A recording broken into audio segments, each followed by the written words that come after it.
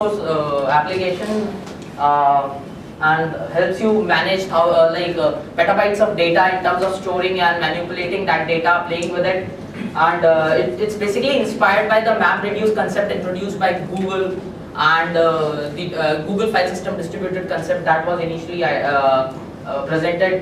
Google presented certain papers on that. So it provides you fault tolerance kind of functionality, queryable data, distributed file system, open source formats, and other functionalities. Basic components that involve Hadoop project are like HDFS, which is Hadoop distributed file system. Then you have Hive, which is basically a queryable data warehousing interface. Then you have Pig Latin, this script talked about by Sanjay, and HBase, Zookeeper. So these are basically the sub projects of Hadoop. So I'll briefly talk about what actually HDFS is, because the understanding of HDFS is necessary to move ahead in terms of discussing this solution or the problem that I'm going to talk about. So HDFS is basically a distributed file system provided by Hadoop framework.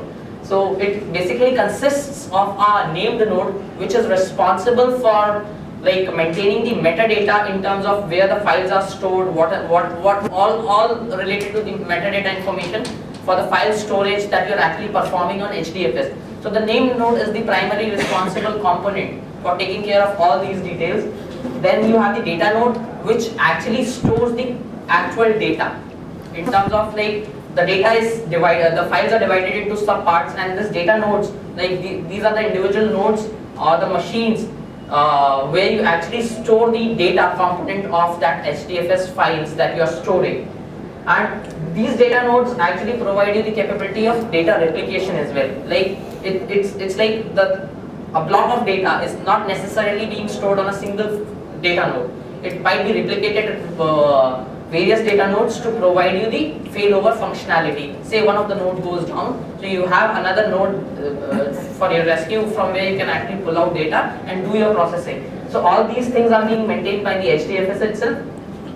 So in this diagram we can see that we have a rack of data nodes. We have a single named node, and the clients actually communicate with the data node to pull in the data out of the HDFS. So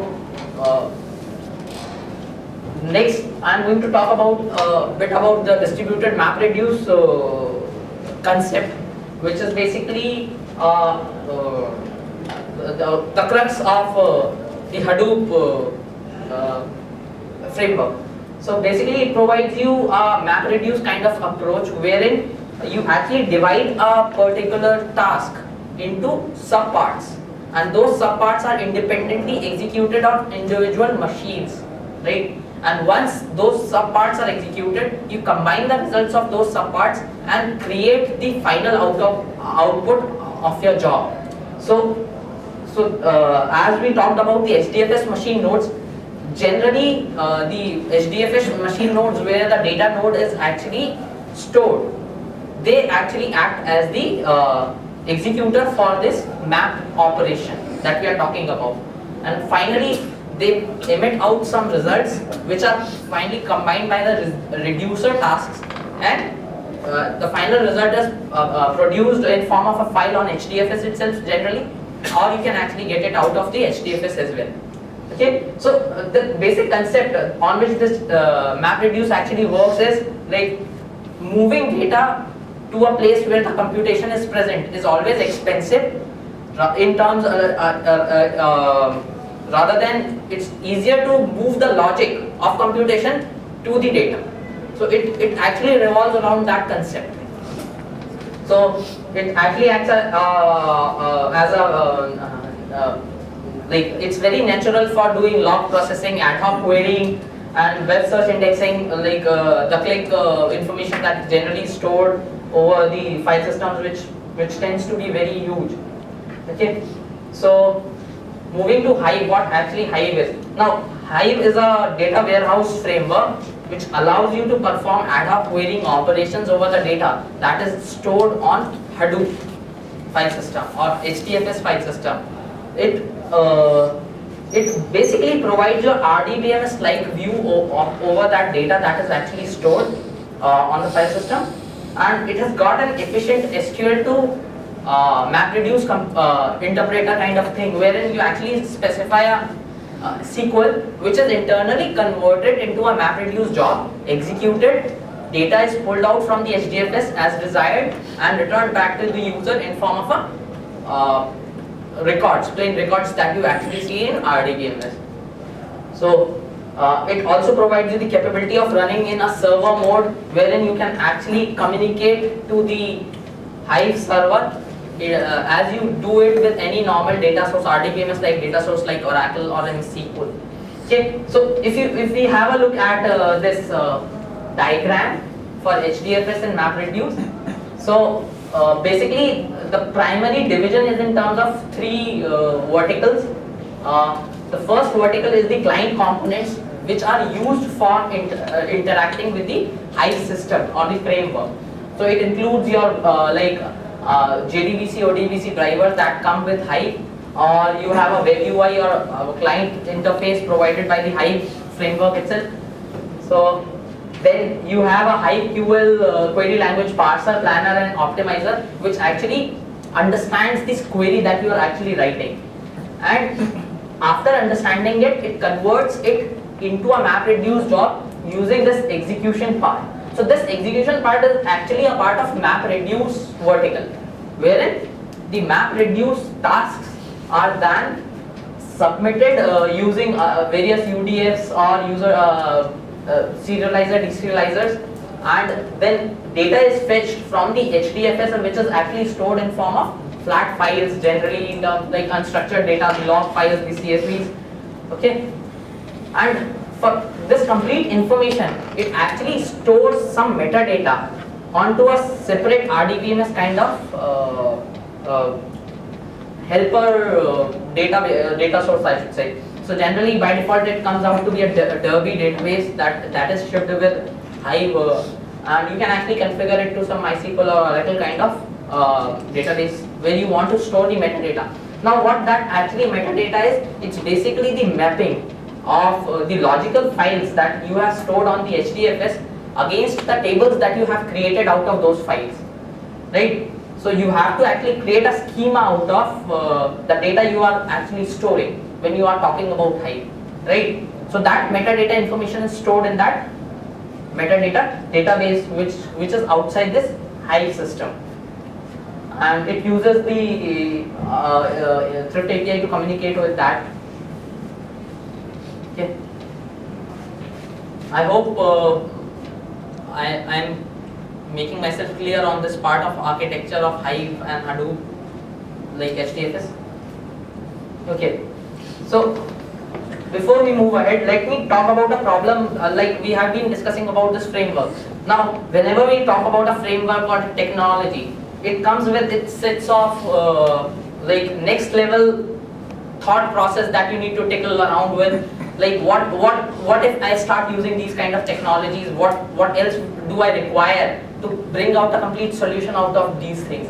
Now it has been discussed in a lot of forums everywhere that moving forward we'll have a lot of structured as well as unstructured data lying around everywhere, right? So there now there lies the a problem, or I should say an opportunity for us to provide a mechanism wherein we provide some kind of analytical skills over that structured and unstructured data that is available.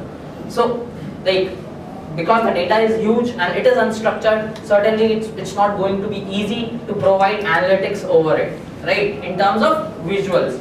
So the so if we talk about a problem like we have Hadoop clusters, thousands of Hadoop clusters where the data is stored, right, and you have to bring out that data and convert it into useful information so that analysts and other people can actually use it for better businesses, right? So now how do we analyze and at the same time leverage the power of distributed computing provided by Hadoop for achieving what we want to do, right? So uh, we actually did some R&D on that, and the general convention that is being followed at this point of time is somewhat like this: that you have a cluster containing the Hadoop files over a Hadoop cluster. Then you write some MapReduce jobs, either using custom codes that you write, or you use Hive interface, and then you migrate that data to a data warehouse, and then you actually do reporting and BI over that polished data that you are bringing in from Hadoop clusters, right? So I guess this is the general approach that is being followed everywhere at this point of time, right? Dealing with the huge data sets that are available at Hadoop clusters. Now, can there be any improvements in terms of, can we follow another strategy, or can we introduce some kind of mechanism by which we can actually overcome some of the shortcomings that we generally see with this kind of approach? Like, the one that I see is, you have to produce redundant data in terms of, you already have data on Hadoop systems, you have to bring in some part of that data and put it into a warehouse, right? Because you're bringing in redundant data that automatically comes up with, in terms of like, you'll have to spend some time in doing that. So efficiency is also into picture, right? Then it becomes really difficult to maintain these kind of warehouses. Like, you have to clean them, you have to maintain or create snapshots out of these warehouses, because when you're talking about a warehouse database, it has got its own limitations, right? So at certain point of time, it's going to hit that bottleneck, wherein you'll have to move your data out of that warehouse to some tape or some other location and bring in new fresh data to analyze it. So can we have a mechanism wherein we do not have to truncate that data, or we don't have to deal with that kind of situation where we have to hit that bottleneck of a normal RDBMS data source, right?